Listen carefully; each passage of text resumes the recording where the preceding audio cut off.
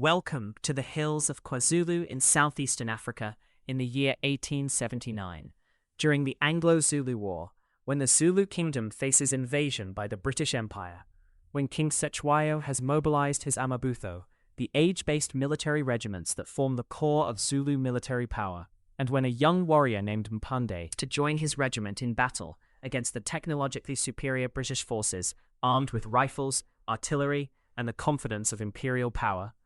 For the next few hours, we will explore how Zulu warriors actually fought using their distinctive spear and shield formations, examining the revolutionary military innovations introduced by King Shaka half a century earlier that transformed the Zulu from a minor clan into the dominant military power in the region, the tactics of the horns of the buffalo formation that allowed rapid encirclement of enemies, the brutal effectiveness of close-quarters combat with the Ikla stabbing spear, and the discipline and courage that enabled warriors armed with spears and shields to defeat enemies with firearms in some of the most dramatic military encounters of the 19th century.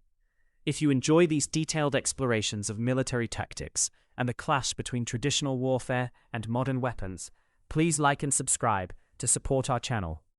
Our story begins at the Umuzi military kraal of the Ufasimba Regiment, one of Cetshwayo's most experienced fighting units, where approximately 1,500 warriors are assembling in the pre-dawn darkness to prepare for an engagement with a British column that scouts report is marching towards Zulu territory. Mpande is 24 years old, a member of the Ufasimba since his induction at age 18. He has trained in Zulu military tactics for 6 years, but has never fought in actual combat.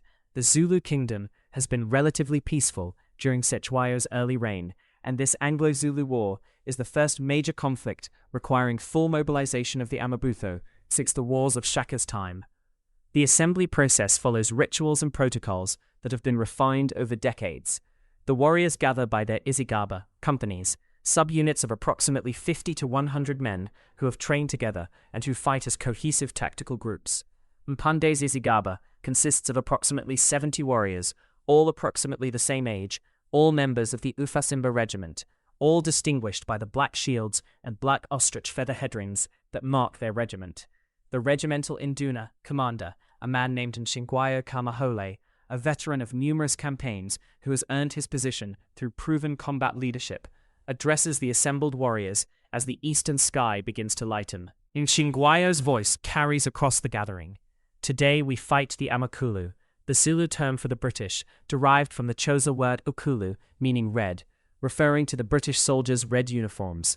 They come with guns, with cannon, with the arrogance of invaders who think their weapons make them invincible. But we are Zulu, we are the children of Shaka, who taught us to fight not at distance with thrown spears like cowards, but up close, where courage and skill determine victory. We carry the Ikla, he holds up his own stabbing spear, and the shield of our ancestors. With these, we will teach the Amakulu that weapons alone do not win battles. Discipline, courage, and the strength of warriors fighting as one, these are what determine victory. The speech reflects the Zulu understanding of their military system and of the tactical advantages they possess, despite the British technological superiority. The Zulu have developed a sophisticated tactical system based on shock assault and close combat, designed to neutralize enemy firepower by closing to melee range quickly, and by overwhelming opponents through superior numbers, discipline, and fighting skill. After Nshingwayo's address, the warriors perform the Umsebenzo, pre-battle rituals that include doctoring with medicines provided by the Inyanga, traditional healer, prayer to the ancestors, and war dances that build psychological intensity and unit cohesion. The doctoring involves having protective medicines applied to the warriors' bodies, ash mixed with plant extracts and animal fat, applied in patterns that the Inyanga claims will provide protection in battle. Modern analysis suggests the medicines have minimal physical effect, but the psychological benefit is significant. Warriors who believe they have supernatural protection fight with greater courage and confidence. The war dances are more obviously practical in their psychological effects. The warriors dance in formation, stamping their feet in unison, chanting war songs, striking their shields with their spears to create rhythmic crashes. The dances build collective energy, synchronize the warriors' movements and psychology, and create a sense of overwhelming power that intimidates enemies and emboldens the dancers themselves. Mpande participates fully in the rituals, dancing with his izigaba, feeling the collective energy building, the transformation from individual men into a cohesive fighting unit. The rituals are not just theater, they serve real psychological and practical purposes in preparing warriors for the violence ahead. As the rituals conclude and the sun rises fully above the eastern horizon, the practical preparation begins. Each warrior checks his weapons and equipment, ensuring everything is ready for battle. The primary weapon is the ikla, the short stabbing spear that is the signature of Zulu warfare. The ikla is dramatically different from the thrown spears used by most other southern African peoples.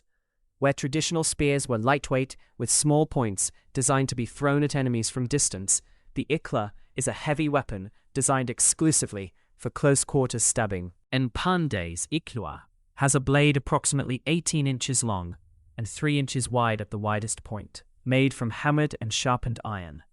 The blade is leaf-shaped, tapering from a broad center to a sharp point, with edges sharpened to cutting keenness. The shaft is approximately 2 feet long, made from hardwood, thick enough to prevent breaking when the weapon is used in the brutal thrusting and wrenching motions of close combat. The total length of the ikla is approximately 3.5 feet, much shorter than a traditional African spear, which might be 7 or 8 feet long. This short length is deliberate.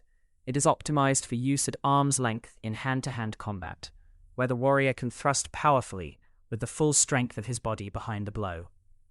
The name ikla is onomatopoetic. It imitates the sucking sound made when the broad blade is withdrawn from a victim's body. This naming reflects the weapon's design purpose and its effectiveness at creating devastating wounds. Mpande also carries several traditional throwing spears as secondary weapons. Lighter spears, approximately 6 feet long, that can be thrown at enemies during the approach to close combat, or can be used for thrusting if the ikla is lost. But these are backup weapons. The ikla is the primary killing tool. His shield, called an isihlangu, is a large oval shield, approximately 5 feet tall and 2 feet wide, made from single piece of cowhide, stretched over a wooden frame, with a central stick for gripping. The shield is remarkably light for its size, perhaps 7 or 8 pounds, allowing warriors to carry it for hours without excessive fatigue, while still providing substantial protection. The shield color indicates the warrior's regiment. Mpande's shield is predominantly black with some white markings, identifying him as a member of Ufasimba. Other regiments have different color schemes: red shields, white shields, shields with specific patterns, allowing instant visual identification of units during battle. The shield serves multiple tactical purposes beyond simple protection. It is used actively in combat, to deflect enemy weapons, to hook and pull enemy shields out of position, to push and strike enemies. Advanced shield techniques allow warriors to create openings in enemy defenses, to protect themselves while delivering killing thrusts with the ikla, to fight effectively in the dense press of close combat where maneuverability is limited. Mpande's other equipment is minimal compared to European soldiers of the same era. He wears no armor. The Zulu have abandoned the protective armor used by some other African peoples, preferring mobility and speed over defensive protection. He wears only a umutsha, loincloth, made from animal hide, with various decorative elements including a cowtail kilt and ceremonial items that denote his regiment and his status. His lack of armor reflects Zulu tactical philosophy. Battles are won by closing quickly to hand-to-hand combat, where the ikla is effective, not by standing at distance, exchanging projectiles, where armor might provide benefit. The mobility that minimal equipment provides is more valuable than the protection armor would offer. Around his head, Mpande wears the isikoko, the head ring made from fiber and beeswax that marks him as a mature warrior. Over this, he wears decorative feathers, ostrich plumes in black, matching his regiment's colors. The feathers serve identification purposes and also create a psychologically imposing appearance. A formation of 1,500 warriors in full regalia with towering feather headdresses presents a visually overwhelming spectacle. As the warriors complete their equipment checks, and as the sun climbs higher in the morning sky, the Impi military force begins its march toward the reported British position. The march formation is organized but loose, not the rigid columns of European armies, but a more flexible arrangement that allows rapid deployment into combat formations. The pace is a steady jog, perhaps 5 or 6 miles per hour, that Zulu warriors can maintain for hours. The ability to move quickly over long distances is a key tactical advantage, allowing Zulu forces to concentrate quickly, to outmaneuver slower-moving enemies, to strike where and when they choose, rather than where enemies expect them. Mpande jogs with his isigaba, his shield carried in his left hand, his iklua in his right, his breathing controlled, his mind focused on the battle ahead. He is nervous. This is his first combat, and despite years of training, he doesn't know how he will respond when the violence becomes real. But he is also confident. He has trained extensively, he fights alongside his age mates who will support him, and he trusts in the tactics and the system that have made the Zulu the dominant military power in the region. The Impi scouts report that the British column is approximately 8 miles distant, moving slowly due to the wagons and artillery they are transporting. The Zulu force will reach them by midday, will attack before the British can establish strong defensive positions, will use speed and tactical sophistication to overcome the technological advantages of British firearms. As the march continues, and the warriors cover mile after mile at their steady jog, Mpande reflects on the training that has prepared him for this moment, on the tactical system that he will soon employ, and on the legacy of Shaka Kasenzangakona, the warrior king who revolutionized Zulu warfare and whose innovations still guide Zulu military practice decades after his death.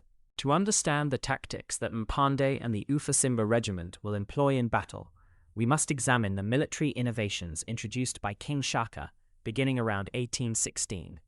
Innovations that transformed the Zulu from a minor clan of perhaps 1,500 people into a kingdom that dominated southeastern Africa and that fielded military forces capable of defeating enemies armed with superior weapons. Let us step back in time to observe the origins of the Zulu military system, understanding both the specific tactical innovations and the broader organizational changes that created the formidable fighting force that Mpande is now part of. Before Shaka's reforms, warfare in southeastern Africa followed patterns common across much of the continent. Battles were primarily projectile duels. Opposing forces stood at distance and threw spears at each other, with actual close combat being relatively rare and casualties being relatively light. Battles were often more ritualistic than genuinely destructive, settling disputes without causing massive loss of life. This warfare style reflected both cultural values, avoiding unnecessary killing of people who might be incorporated into the victor's society, and technological limitations. Iron was valuable and weapons were expensive, making warriors reluctant to lose weapons by throwing them or to risk them in heavy combat. Shaka, coming to power as chief of the Zulu clan around 1816, rejected this approach and introduced revolutionary innovations based on his own combat experience and his strategic vision. The first and most fundamental innovation was the Iklwa stabbing spear. Shaka recognized that thrown spears were ineffective. They often missed, they were lost whether they hit or missed, and they rarely caused immediately fatal wounds even when they struck. He ordered the development of a short, heavy stabbing spear, optimized for close combat, designed to create massive wounds that would kill quickly. The Ikwa's broad blade creates wounds dramatically larger than those from traditional spear points. When thrust into a human torso, with the full force of a warrior's body behind it, the Ikwa can penetrate completely through the body, can sever vital organs, can cause massive blood loss. The wounds are immediately fatal, or at least immediately incapacitating, in ways that thrown spear wounds rarely were. But the Ikwa alone was insufficient. Tactics had to change to create circumstances where close combat was possible. Enemies who stood at distance, throwing spears, could not be engaged with the Ikwa. Shaka therefore developed integrated tactical systems that forced close combat. The second major innovation was the large cowhide shield.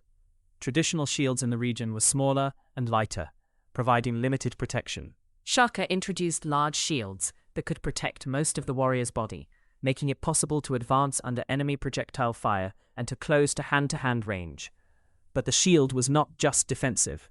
Shaka developed offensive shield techniques. Warriors were trained to hook their shields under enemy shields and pull them aside, creating openings for Ikwa thrusts. They were trained to use shields to push and unbalance enemies, to create tactical advantages in the close press of combat. The third innovation was the introduction of organized tactical formations and maneuvers. Pre-Shaka warfare had been relatively unorganized, individual warriors or small groups fighting independently. Shaka introduced regimented tactical systems, where warriors fought in coordinated formations, executing planned maneuvers. The most famous Shaka innovation was the Impondo Zankamo, Horns of the Buffalo, a sophisticated tactical formation designed to encircle and destroy enemy forces. The formation consists of four main elements: the chest, Isifuba, the main body of warriors, typically several thousand strong, positioned in the center of the formation. The chest advances directly toward the enemy, engaging them frontally, fixing them in place.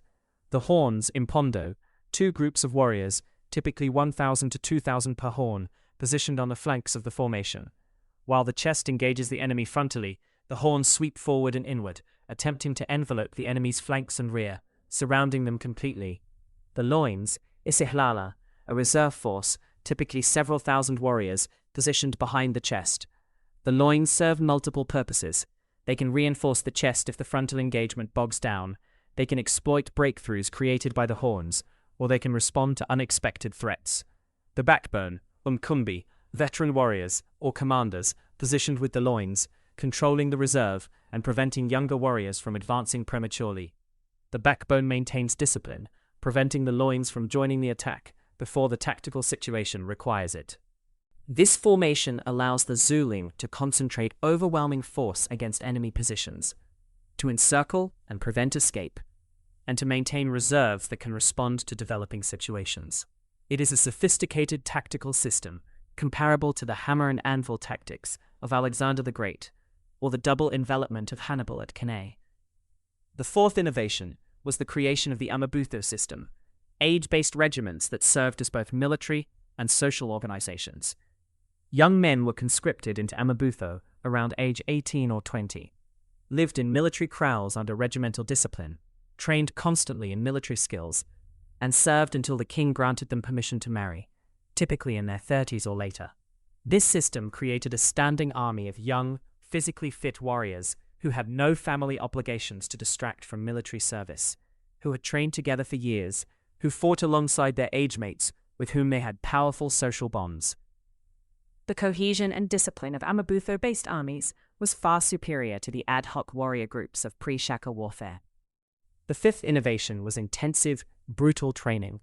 Warriors in the Amabutho trained constantly, running long distances to build endurance, practicing weapons techniques until they became automatic, conducting mock battles to develop tactical skills, undergoing hardship to build physical and psychological resilience. The training was not gentle. Errors were punished harshly, sometimes lethally. Warriors who showed cowardice or who failed to meet standards could be executed. This brutality created fear, but also created armies of extremely capable, disciplined warriors who would rather die than fail. Shaka also introduced logistical innovations. He reduced the baggage that armies carried, requiring warriors to carry only their weapons and minimal supplies, allowing rapid movement unencumbered by supply trains. Warriors foraged from the countryside or relied on pre-positioned supplies at military kraals, trading the security of elaborate logistics for the tactical advantage of mobility. He prohibited the wearing of sandals, requiring warriors to fight barefoot. This seems cruel, but it served tactical purposes. Barefoot warriors could move more quickly and quietly, could maintain better footing on rough terrain, became toughened to the point that running long distances over thorns and rocks became routine. Warriors who complained about the requirement were sometimes executed, ensuring compliance.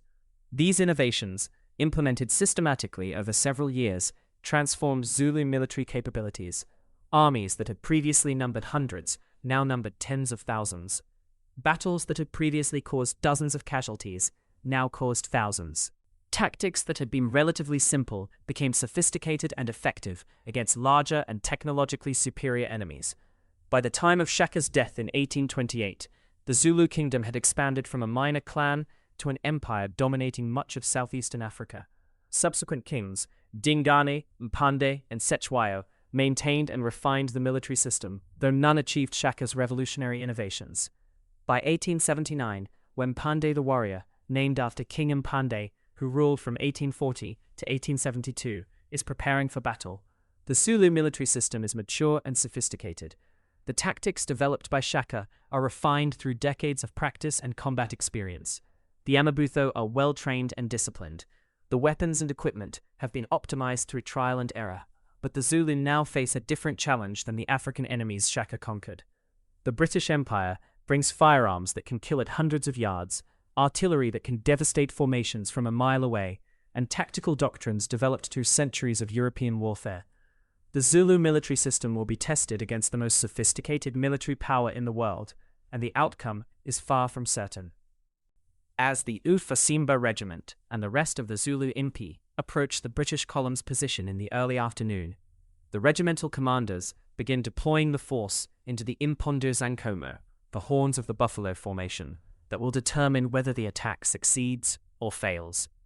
Let us follow Mpande through the deployment process, observing how a Zulu force of approximately 12,000 warriors organizes itself for battle, and how the tactical system operates in practice.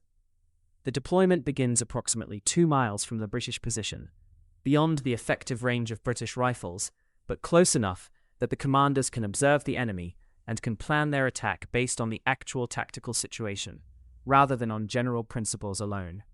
The British have established a defensive position on a low rise, with their wagons formed into a larger, defensive circle, infantry positioned behind the wagons or in extended lines, artillery pieces positioned to cover the approaches. The British column numbers perhaps 1,500 men, well armed with Martini-Henry rifles that can accurately hit targets at 400 yards and that have maximum range exceeding 1,800 yards. The numerical advantage is with the Zulu, 12,000 warriors against 1,500 British soldiers, an 8-to-1 ratio. But the technological advantage is entirely British. Every British soldier has a breech-loading rifle capable of firing perhaps 10 to 12 rounds per minute, while the Zulu are armed primarily with hand weapons effective only at contact range. Mchingwayo and the other commanders quickly assess the situation and issue orders for deployment. The Ufasimba Regiment, being one of the most experienced and disciplined units, is assigned to the right horn, the force that will sweep around the British left flank and attempt to attack from the rear. Mpande and his Isigaba receive their specific orders.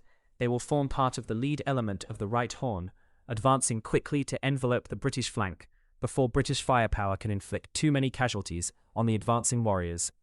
The deployment into formation is remarkably organized for such a large force operating without modern communications technology.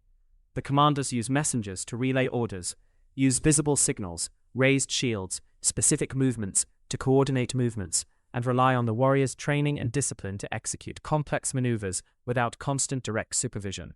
The chest, approximately 4,000 warriors from several regiments, forms in the center, arrayed in a broad line, perhaps half a mile wide. These warriors will advance directly toward the British position, engaging frontally, drawing British fire and attention. The right horn, including Ufasimba and several other regiments, totaling perhaps 3,000 warriors, forms to the right of the chest, initially concealed behind a ridge to prevent the British from seeing the full extent of the Zulu force. The left horn, another 3,000 warriors, forms similarly on the left flank, positioned to sweep around the British right. The loins, approximately 2,000 reserve warriors, position themselves behind the chest, sitting down as ordered, with the Umkumbi, experienced warriors forming the backbone, physically restraining the younger warriors from advancing before the tactical situation requires it. Once the formation is complete, the attack begins with a peculiar silence. There is no shouted battle cry, no dramatic announcement. Instead, the chest simply begins advancing, 4,000 warriors rising from sitting positions and beginning to move forward at a steady jog, maintaining their broad line, shields raised, weapons ready. The silence is deliberate and psychologically calculated. Instead of giving warning through shouting, the Zulu advance quietly until they reach the range where British fire becomes truly effective. The silence also conserves energy. Warriors will need breath for the fighting, not for shouting during the approach. The chest approaches to approximately 600 yards from the British position before British fire begins. The Martini-Henry rifles open up, creating a roar of gunfire that echoes across the battlefield. Bullets strike the advancing formation. Mpande, watching from his position with the right horn, sees warriors in the chest falling, some killed instantly, others wounded and dropping to the ground. But the chest maintains formation and continues advancing. The casualties, while real, are not yet devastating. At 600 yards, rifle accuracy is poor even for well-trained British soldiers, and many shots miss entirely or strike shields rather than flesh. As the chest closes to 400 yards, the British fire becomes more effective. More warriors are falling, the casualties becoming visible across the broad formation, but the chest continues advancing. This is the critical phase where discipline and courage determine whether an attack succeeds or breaks under fire. At 400 yards, Nchingwayo signals the horns to begin their advance.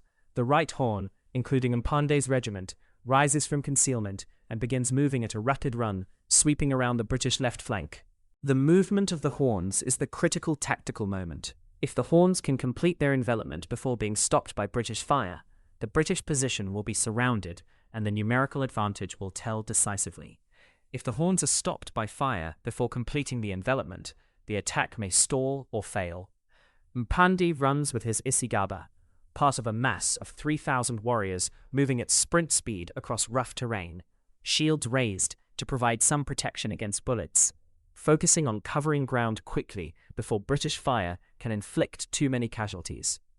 The running while carrying shield and weapons is exhausting. Mpande has trained for this, can maintain the sprint for several minutes, but the exertion is enormous.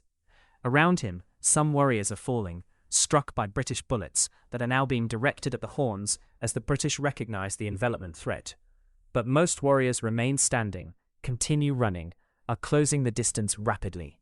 The Zulu are now perhaps 200 yards from the British left flank, the range where rifle fire is deadly accurate, but also the range from which a final sprint can cover ground in less than a minute.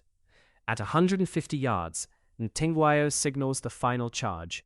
The war cry erupts, thousands of voices shouting Usutu, the traditional Zulu battle cry that invokes the founder of the Zulu clan. The psychological impact is tremendous. The sudden eruption of sound after the eerie silence of the approach, the sight of thousands of warriors in full sprint, the realization by the British that the Zulu are about to reach hand-to-hand range despite the devastating rifle fire. Mpande is screaming the war cry along with his companions, his legs pumping, his shield held high, his ikla gripped tightly. Around him, warriors are still falling to British fire. The casualties are heavy now. Perhaps 10 to 15% of the horn has been killed or wounded during the approach, but the momentum is unstoppable. At 50 yards, the British soldiers nearest the approaching Zulu horn begin to waver. They are firing as rapidly as possible, perhaps 10 to 12 shots per minute, and they are hitting targets with nearly every shot at this range. But the Zulu are still coming, the mass of warriors absorbing casualties that would break most armies, but continuing their charge. The British line begins to crack. Some soldiers hold position, continuing to fire, but others begin backing away, seeking better positions, or simply reacting instinctively to the overwhelming visual and psychological threat of thousands of warriors closing to contact range. Then the Zulu hit the British line with tremendous force.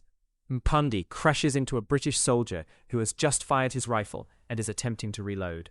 The soldier tries to use his rifle as a club, but Mpande's shield deflects the blow, and Mpande thrusts with his ikla, the broad blade punching into the soldier's abdomen, penetrating deep, creating a massive wound. The soldier falls, and Mpande wrenches his ikla free with the practiced motion he has drilled thousands of times in training, a twisting pull that extracts the blade despite the suction of flesh. Around him, the hand-to-hand fighting is general. Zulu warriors engaging British soldiers in close combat where rifles are useless and where the ikla and shield techniques give the Zulu decisive advantages. The British left flank is collapsing. The soldiers, excellent marksmen when shooting at distance, are not trained or equipped for close-quarters melee combat against warriors who have practiced nothing else for years. The hand-to-hand fighting is extremely one-sided, Zulu warriors killing British soldiers at rates of several to one in close combat. Meanwhile, the left horn has similarly enveloped the British right flank, and the chest is closing from the front. The British position is now surrounded on three sides. The tactical situation is desperate, and the battle is transitioning from a firepower engagement to a melee slaughter. The close-quarters combat that now consumes the battlefield demonstrates both the brutal effectiveness of Zulu tactics and weapons, and the terrible cost of the fighting. Let us follow Mpande through the hand-to-hand combat, observing the specific techniques and the human reality of spear and shield warfare. After killing the first British soldier, Mpande immediately engages another enemy, a soldier who has fixed a bayonet to his rifle and who is attempting to use the rifle and bayonet as a spear. The soldier thrusts at Mpande's chest, but Mpande's shield work is superior.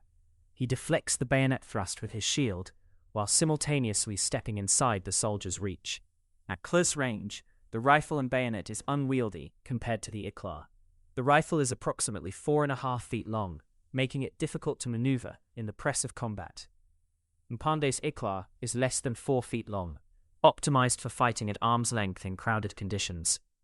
Mpande hooks his shield over the soldier's rifle, pulling it down into the side, creating an opening. He thrusts with the Iklar, the blade striking the soldier in the upper chest, penetrating between ribs, likely striking the heart or lungs. The soldier collapses, blood spraying from the wound, and Mpande again extracts his weapon with a practiced wrenching motion. The extraction of the blade is critical. An Iklar stuck in a victim's body leaves the warrior unarmed. The twisting pull that extracts the blade, despite suction and despite bone or cartilage that might catch the blade, is a technique that requires practice and strength. Warriors who fail to extract quickly become vulnerable to other enemies while they struggle with stuck weapons. Around Mpande, the fighting is chaotic and savage. Warriors and soldiers are locked in individual combats across a frontage of perhaps 200 yards. The mass of fighters so dense that movement is difficult, that maintaining formation is impossible. The combat is reduced to individual survival and individual killing. The Zulu shield techniques prove devastatingly effective. Warriors use shields to hook and pull enemy weapons out of position, to push and unbalance enemies, to strike enemies in the face or throat, to create openings for Iklar thrusts. The large shield provides excellent protection against bayonet thrusts and against clubbing rifle blows, while also serving as an active offensive weapon. The British soldiers are brave. They continue fighting despite being surrounded, despite suffering heavy casualties, despite the psychological shock of being overwhelmed by thousands of warriors. But courage alone cannot compensate for being outmatched in close-quarters technique and equipment. British rifles with fixed bayonets are mediocre melee weapons. The length makes them unwieldy in close press. The balance is poor for clubbing strikes. The bayonet is designed for thrusting rather than for the complex close combat techniques the Zulu employ. Some British soldiers resort to using their rifles as clubs, swinging them against Zulu shields and heads, occasionally connecting with devastating force, but more often having their swings blocked or deflected. The few British soldiers who have swords fare somewhat better in close combat. The sword is at least designed for melee fighting and provides better options than the rifle and bayonet. Its sword technique is complex and requires practice that most British soldiers lack, while the Zulu warriors have practiced Iklar and shield techniques obsessively for years. Mpande continues fighting, engaging enemy after enemy, killing or wounding several more British soldiers over the next 10 minutes of chaotic combat. He is wounded himself. A rifle bullet grazes his left shoulder, creating a painful but non-serious injury, and a British bayonet cuts his right forearm when he fails to fully block a thrust. But he remains standing, remains fighting, sustained by adrenaline and by the training that makes his combat actions almost automatic, despite the chaos and the pain. Around him, some of his Isigaba companions have fallen. He sees warriors he has trained with for years lying dead or wounded on the ground. But others continue fighting, the survivors pressing forward, killing enemies, advancing into the collapsing British position. The British centre, behind the wagon laager, holds longer than the flanks. The wagons provide better defensive positions. The concentrated rifle fire is more effective when soldiers can shoot from behind cover. The artillery pieces fire canister shot, essentially giant shotgun shells filled with metal balls that create horrific casualties in the dense Zulu formations. But the flanks are now completely collapsed, and Zulu warriors are pouring into the British rear, attacking from behind, creating impossible tactical situations where British soldiers are fighting in multiple directions simultaneously. Some British units attempt to form square formations, the classic British infantry response to being surrounded, where soldiers form a hollow square facing outward, creating walls of rifle fire in all directions. Against cavalry, the square formation is nearly invincible. Against massed Zulu infantry, willing to accept heavy casualties to close to hand range, it is less effective. The Zulu warriors attack the British squares from all sides simultaneously, accepting terrible casualties from rifle fire at close range, but eventually overwhelming the squares through sheer numbers and through the relentless pressure of warriors willing to die to achieve victory. In the hours and days following the battle, the Zulu force must deal with the aftermath, caring for the wounded, honoring the dead, assessing the tactical lessons, and preparing for the continued war against the British. Let us follow Mpande through the aftermath, observing both the human cost of the victory and the beginning of Zulu recognition that their traditional tactics, while effective in this engagement, face fundamental challenges against British military power. The immediate aftermath on the battlefield is grim. Approximately 1,500 to 2,000 Zulu warriors lie dead across a frontage of perhaps half a mile, bodies scattered where they fell during the approach under British rifle fire, concentrated in dense piles where they fell during the final charges against British defensive positions. The wounded number, perhaps 2,000 to 3,000 additional warriors, men with bullet wounds, spear wounds, bayonet wounds, various other injuries. Some wounds are relatively minor and will heal with basic care. Others are severe shattered bones from bullet impacts, deep wounds to vital areas, injuries that will certainly prove fatal in the days ahead as infections set in. Zulu medical care is based on traditional medicine rather than on the surgical and pharmaceutical knowledge available to British military doctors. The Inyanga, traditional healers, treat wounds by cleaning them with water and with herbal preparations, by applying poultices made from various plants, and by prayers and rituals meant to invoke spiritual healing. Some of these treatments are genuinely effective, some plants have antiseptic properties, wound cleaning prevents some infections, the poultices may provide some protection against contamination. But compared to modern medical care, or even to 19th century Western military medicine, the treatments are limited in effectiveness. Mpande's wounds, the bullet grazed to his shoulder and the bayonet cut to his forearm, are cleaned and treated by an Inyanga who applies a paste made from ground leaves and roots, then bandages the wounds with cloth strips. The treatment causes considerable pain, but the wounds are relatively clean and are likely to heal without serious complications. But Mpande sees other warriors whose wounds are far more serious, men with bullet wounds to the abdomen who are almost certainly going to die from internal injuries or from peritonitis, men with shattered limbs who will likely die from blood loss or from infections, men with head wounds who are unconscious and who will never wake. The realization of the true cost of victory begins to sink in. The Zulu have won the battle, they have destroyed a British column, have demonstrated that Zulu tactics can overcome British firepower, have proven their courage and their fighting ability. But the victory required accepting casualties that amount to nearly a third of the attacking force, casualties that cannot be sustained indefinitely if the war continues. The British force, though destroyed in this engagement, represents only a small fraction of British military power in the region. The British Empire can send more troops, more rifles, more artillery. The British can replace their losses through reinforcements from Britain and from British colonies. The Zulu cannot. Every warrior killed or seriously wounded is essentially irreplaceable, as there is no larger pool of trained warriors to draw upon. Nutchingwayo and the other commanders recognize this reality and begin discussing the implications for future operations. The tactical approach that worked in this battle, accepting heavy casualties to close to hand range, where Zulu weapons and techniques are superior, may not be sustainable over multiple engagements. Some commanders argue for adapting tactics, perhaps acquiring firearms through trade or capture, perhaps developing techniques for fighting at range to reduce the casualties from British rifle fire, perhaps avoiding large-scale battles in favor of raids and ambushes that exploit Zulu mobility while avoiding the casualties of frontal assault. Others argue for maintaining traditional tactics, that Zulu military culture and training are optimized for close combat with ikawa and shield, that attempting to adopt firearms would require fundamentally changing the military system, that the Zulu advantage lies in discipline, courage, and close combat skill, rather than in trying to match British technological capabilities. These debates reflect a fundamental challenge that the Zulu kingdom faces: how to resist a technologically superior enemy while maintaining the cultural and military traditions that define Zulu identity. The question has no easy answer, and the debates continue as the war progresses. In the following months, the Anglo-Zulu War will see both spectacular Zulu victories, most famously at Isandlwana, where a Zulu force will destroy a British column of over 1,700 men, and eventual Zulu defeat as British forces adapt their tactics, concentrate their forces, and employ their technological advantages more systematically.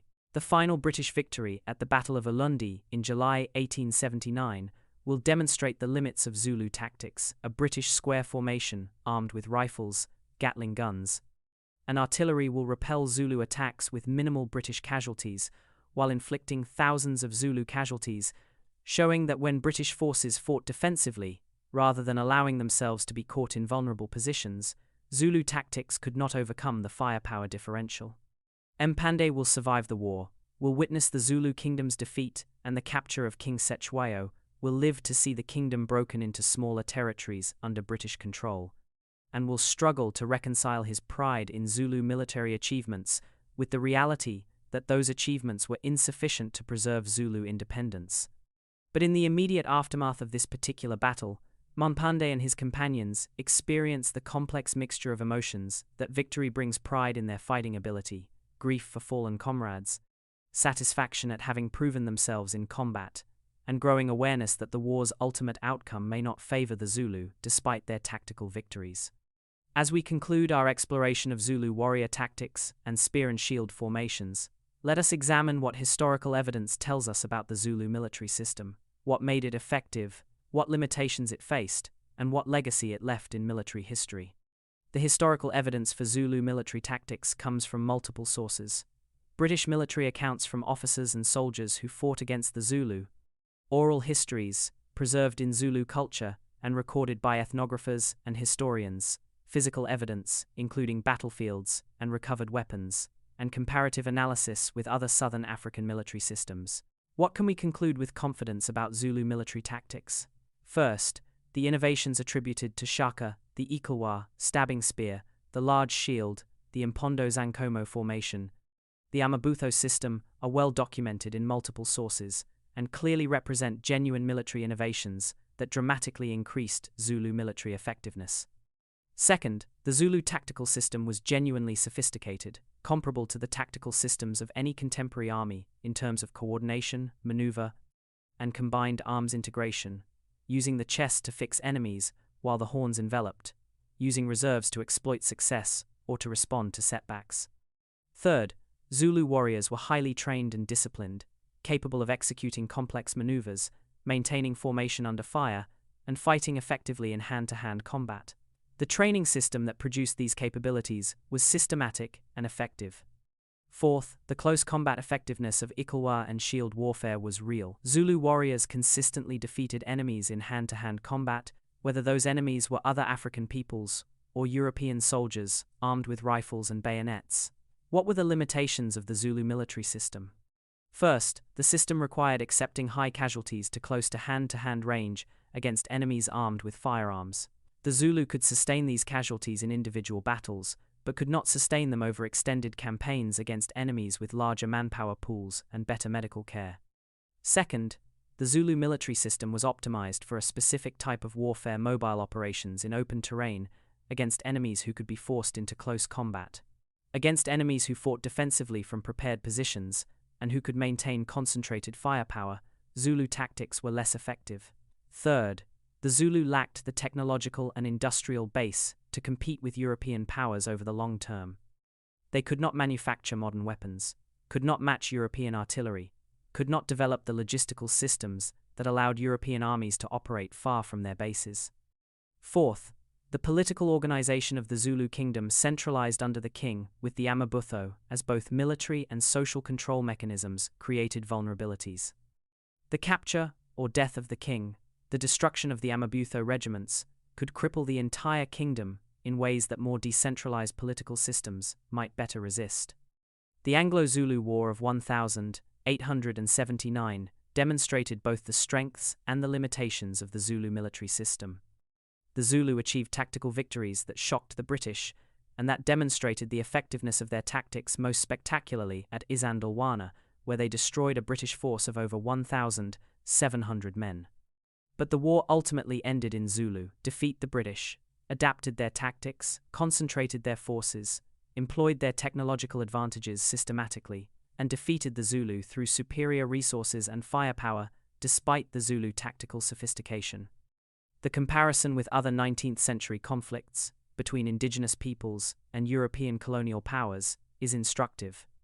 The Zulu were unusually successful at resisting European military power. They won significant victories, they inflicted heavy casualties on British forces. They forced the British to commit substantial resources to the war.